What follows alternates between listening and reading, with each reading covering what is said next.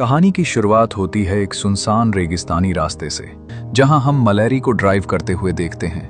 कुछ दिनों में उसकी शादी होने वाली है, लेकिन वो खुद शादी को लेकर ज्यादा खुश नहीं है। उसके और उसके फियांसे के बीच चीजें ठीक नहीं चल रहीं। फिर भी शादी की तैयारियों के लिए उसे पास के शहर तक जाना ही था। रास्ते में उसकी बहन एला का फोन आता है।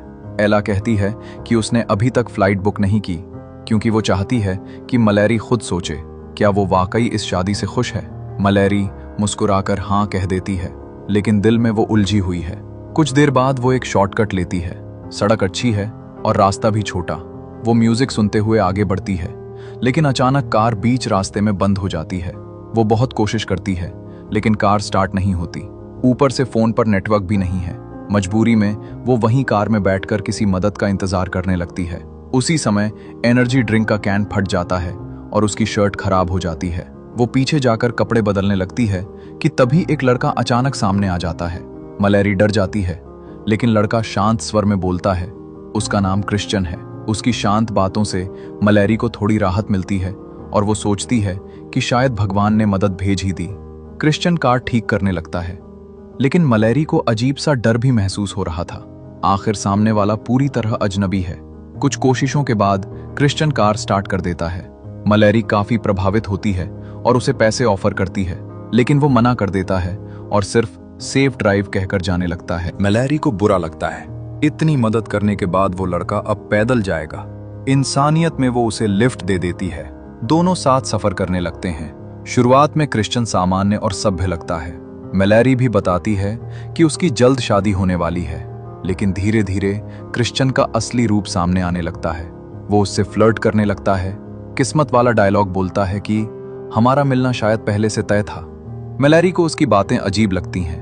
वो कार रोककर उसे उतरने को कहती है, लेकिन अब क्रिश्चियन की नीयत बदल चुकी थी। वो चाकू निकालकर उसे धमकाता है, कहता है चुपचाप गाड़ी चलाओ वरना अंजाम बुरा होगा। डरी हुई मलैरी ड्राइव करने लगती है। वो पूछती है कि वो ये सब क्यों कर रहा है। क्रिश्चियन कहता है तुम्हें मुझे लिफ्ट नहीं देनी चाहिए थी। अब तुम मेरे साथ एक घर चलोगी जहां हम रात बिताएंगे। मलैरी के पूरे शरीर में डर समा गया है।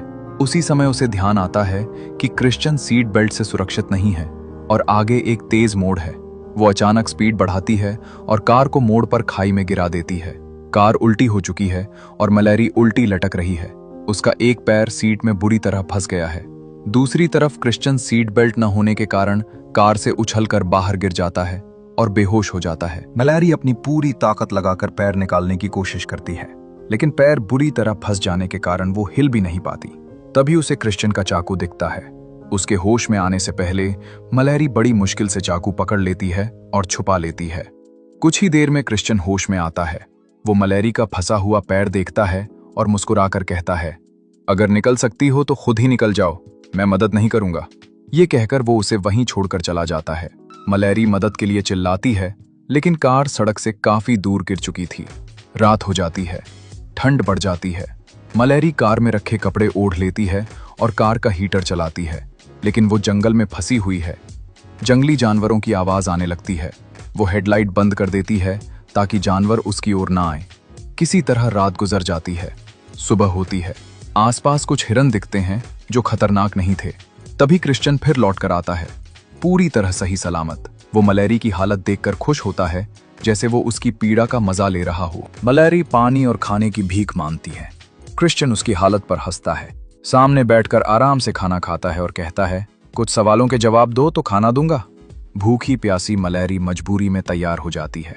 वो बेहुदे गंदे और निजी सवाल पूछता है और मलैरी सिर्फ खाने की उम्मीद में जवाब देती रहती है। कुछ देर बाद वो हंसते हुए कहता है तुम सच में सोच रही थी कि मैं तुम्हें खाना दूंगा? कितना बुरा नसीब है तुम्हारा। वो बताता है कि पास ही एक कैबिन है जहां एक परिवार रहता है, लेकिन वो उन्हें लॉक कर आया है ताकि वे मलैरी तक न पहुंच सकें। ये कहकर वो फिर उसे अकेला छोड़ देता है। दूसरी रात और भी भयानक है। ठंड, भूख और प्यास से वो टूट चुकी है। उसे कार में एक लाइटर मिलता है। वो कागज जलाकर आग बनाती है। नींद लगने ही वाली होती है कि चूहे आ जाते हैं और उसे काटने लगते हैं।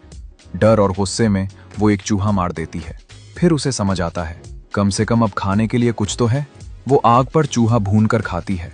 घिनौना लगता है, लेकिन बचने के लिए ये करना ही पड़ता है। सुबह उसकी मोबाइल की घंटी बजती है। बहुत मेहनत से वो फोन तक पहुंचती है।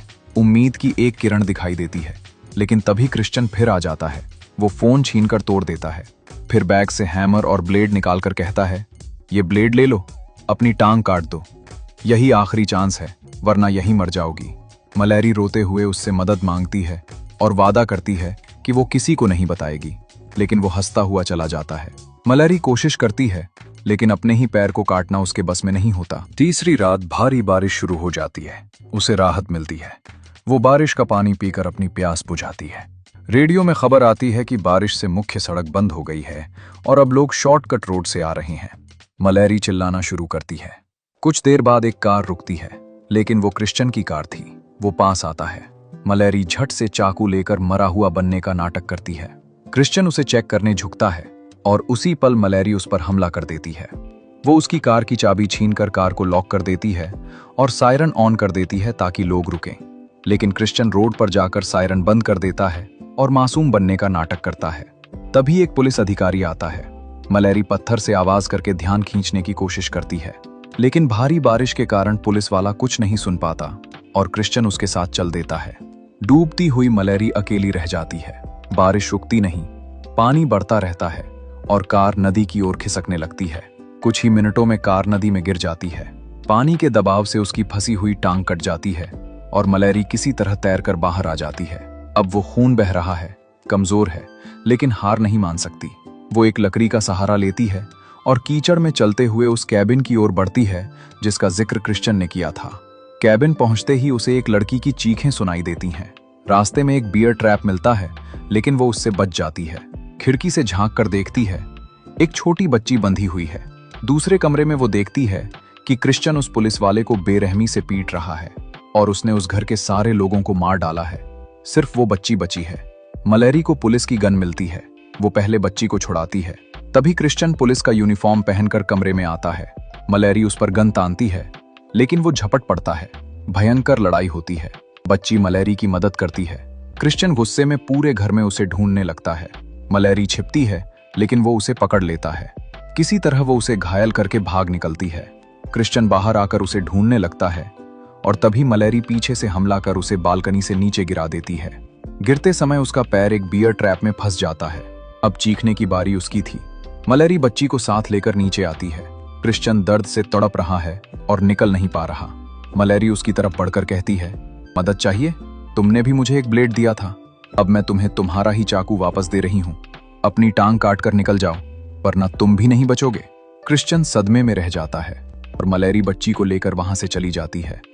उसी रात में, उसी बारिश में कहानी यहीं खत्म होती है।